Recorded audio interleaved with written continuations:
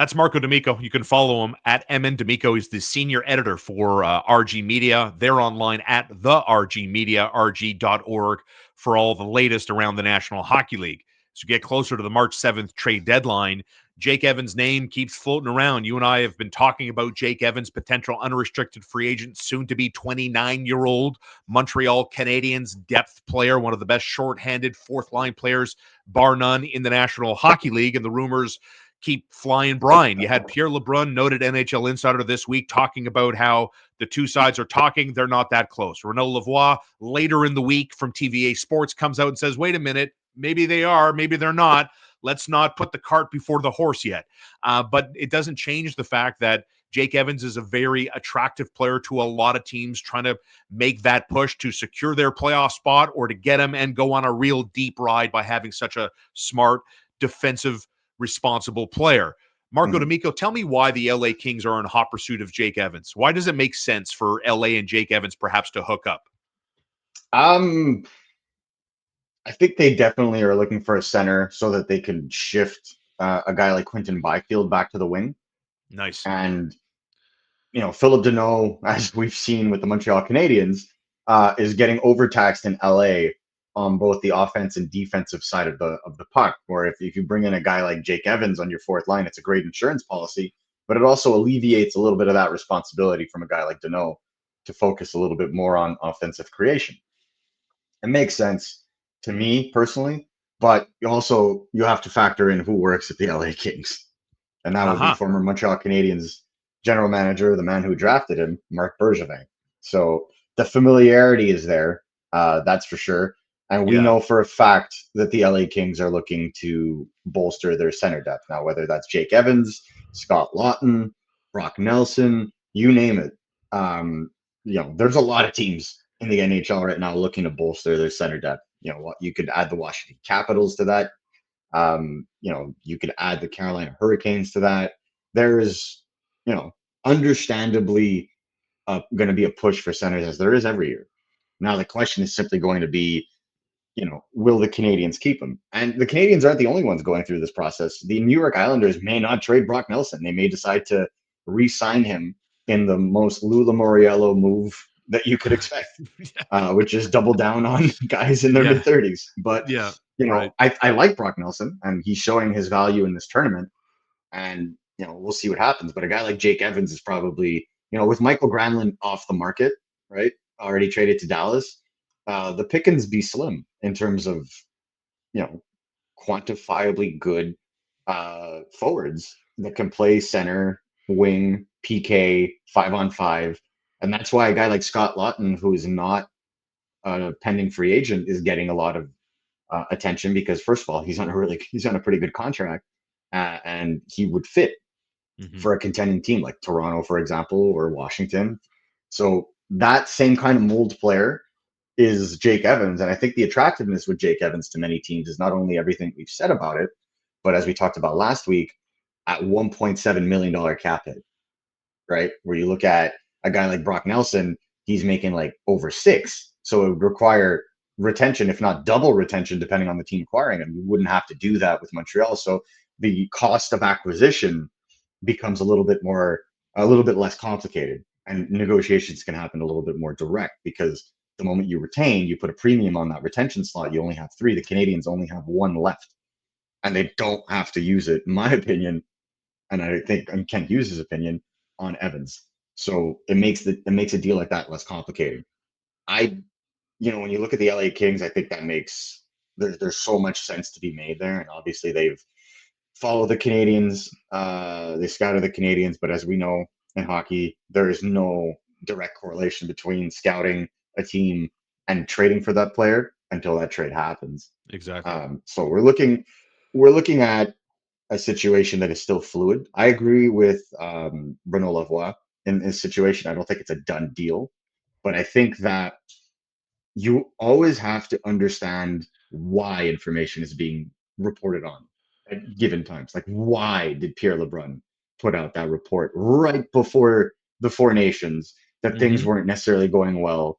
And why would Renaud Lavoie, a couple of days later, reinforce that it's not over yet? And the reason being is that information is fed to them on the back end, like just pulling the curtain. That information is given to them for a Mhm. purpose. And Mhm. so to make Jake to instill doubt on Jake Evans's availability increases the commodity's value, right? This is pure, offer and demand, right? If you're not sure, you want it even more. Sure. And then on the flip side, saying that the Canadians may try to keep him also puts that availability in doubt. So, like, yeah, they're not necessarily sure on contracts, so you're going to get phone calls for it, but you're reinforcing the fact that it isn't a done deal that he's gone. So it's going to make general managers a little bit more antsy to make a move, especially if guys start coming off the board. And I think this is the positioning that Kent Hughes has done in the past. He did it with Ben Sherratt.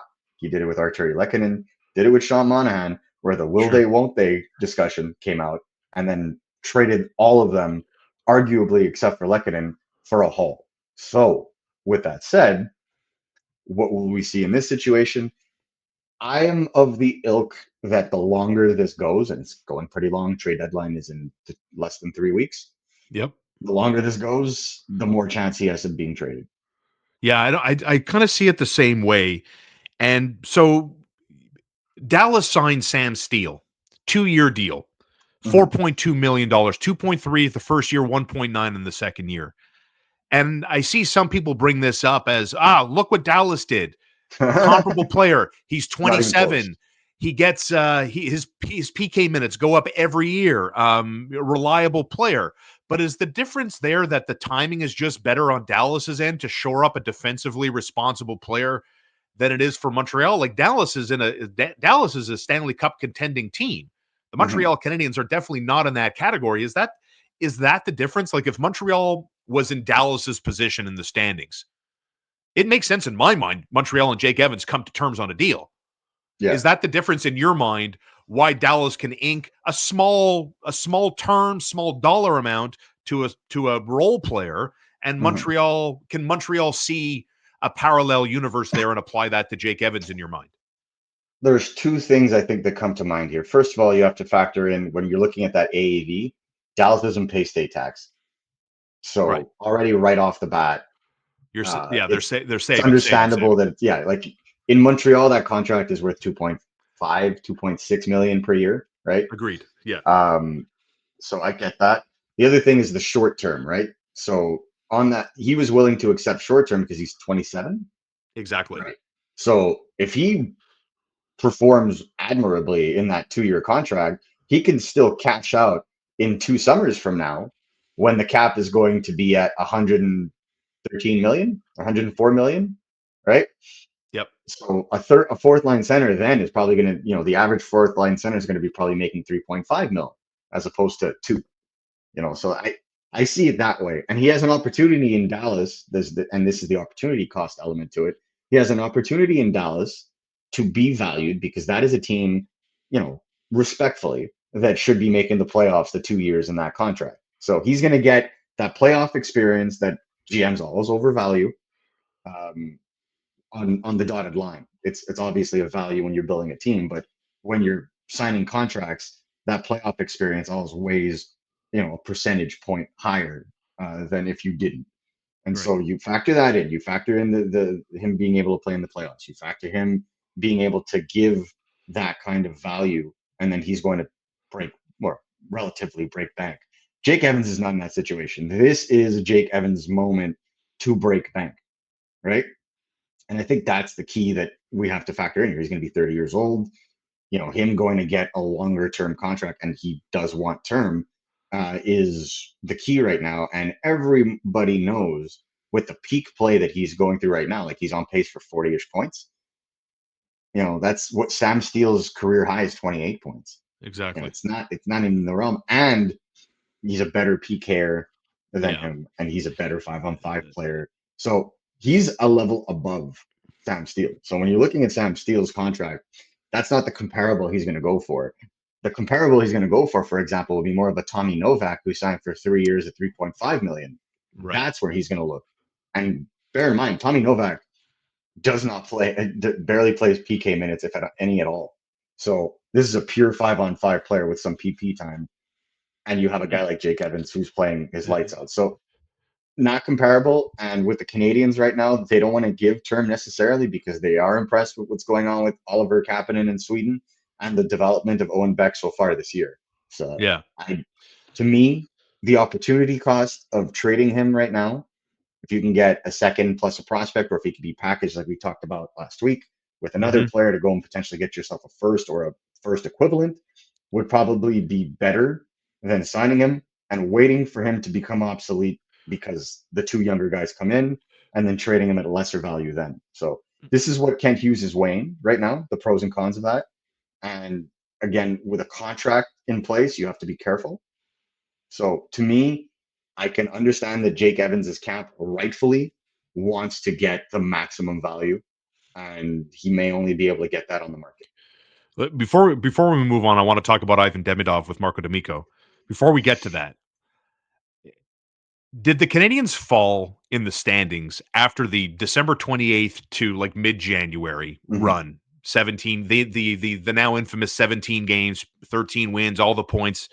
That moment in time we look back on and said, man, that was nice living. After Christmas, we're all fat and sassy, open gifts, and Canadians are winning. Jakub Dobesh is unbeatable. It was a great time to be alive. How much of the fallout from that, where they slipped down the standings, 3 points from bottom five in the overall league standings, how much of that do you think reinforced the decision making in the minds of Gorton and Hughes as it relates to their UFA players? Any in your opinion, or like 100%? Like they saw where they are in the stands, and you're I like, don't okay, think this is where we I don't are. It's go time. I don't think so. I think they were going to do what's right regardless.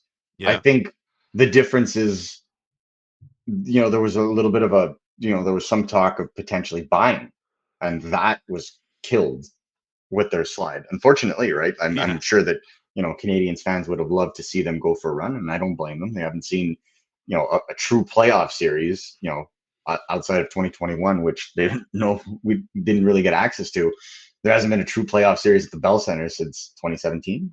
exactly. So I definitely understand fans that would be antsy to that and would want to see that and the disappointment that they feel. And I feel like management feels that disappointment in what as well. My prediction at the beginning of the season, I don't pretend to be Nostradamus, but it looks like this is what's going to happen, is Yeah, that the Canadians are going to be in the fight until about now, trade off some guys and slide back down into the bottom 10. And that's where they're going to be picking this year. And honestly, in from what I've heard from scouts at the Four Nations, it's if they're going to pick anywhere in this draft, it has to be in the top 10 because they're not going to get the same value they got in the last couple of drafts right. in 10 to 20 range at the moment that we're speaking right now. So, it wouldn't make sense to me that they would go and get one of those top heavy players at the top with their extra assets, maybe move up if possible. But the flip side is I understand that fans are also a little tired of talking about picks and draft and hope. So I get that. But the key here is that we are not talking about trading away core or star players. We are talking about trading periphery players, role players, Right. right? Jake Evans, Joel Armia, Christian Dvorak, David David Savard. Savard. The Yeah. fact that these players, the fact that fans are hesitant to move role players is more indicative of the lack of quality at the top of the lineup than it is the bottom. And I think this is where this is where the Canadians kind of see this, right? They have their elite pieces in their lineup, and we're going to talk about Ivan Demidov coming as well. They have some elite pieces in their lineup. They have some elite young players. I mean, if anybody hasn't had the chance, please go and watch Michael Hage's goal from Saturday night. Oh, Uh, I that played it on Sunday's live stream. yeah, that will get you hype. Okay, Let's if go. anybody likes the way that Jack Eichel plays, he will not. I don't think he will put up the points that Jack Eichel puts up, but he plays that electric style. Right. You have an Ivan Demidov. David Reinbacher is set to come back to play Yep. very soon. He Yep. was practicing in a contact jersey with the Laval Rocket earlier this week, so his imminent return is coming. The Canadians have a lot kind of being funneled in, and a ridiculous amount of cap space coming, both with the increases of the salary cap and players coming off the books. So there is time for them to make moves and shift stuff around. So moving on from guys like Jake Evans or Joel Armia, from a contract perspective, when you have a gluttony of bottom six potential prospects, like again, Owen Beck, Oliver Kapanen, uh, Florian Jacki, who's been playing quite well, Jared Davidson, like, the list Sure. goes on. You can afford to move those guys. The thing is, you need to get those future assets to go and get yourself the top of the lineup players, be it through the draft, be it through trade. So I think that's what the Canadiens are looking for.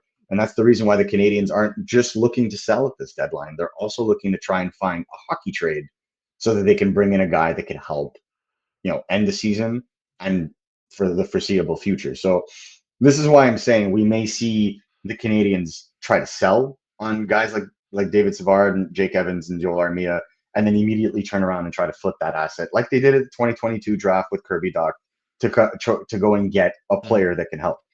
And one other thing I will add Yep. is I don't think the young players on this team are safe either. A guy like Kirby Doc, a guy like Alex Newhook, I don't think the Canadiens have given up on them by any stretch of the imagination. Yeah, yeah, But if yeah. there is a deal to be made for a bona fide number two center or a bona fide top Okay, pair good. right shot defenseman, I don't think the Canadiens are going to sit there and say he's untouchable. Well, it's But funny. I, I'm not. I have I have my notes here, and one of my notes and one of the points we will get to before this conversation ends is Kirby Doc untouchable question mark. So without you No, knowing what I planned on talking about, that no, is more or less also in the back of your mind. So stay tuned for that. We're going to get into. I want to talk about David Reinbacher and in Marco's opinion, what would make the Reinbacher pick at 5 when they chose him in his draft year? What would make it a winning pick? What would that look nothing. like in terms of him on the ice?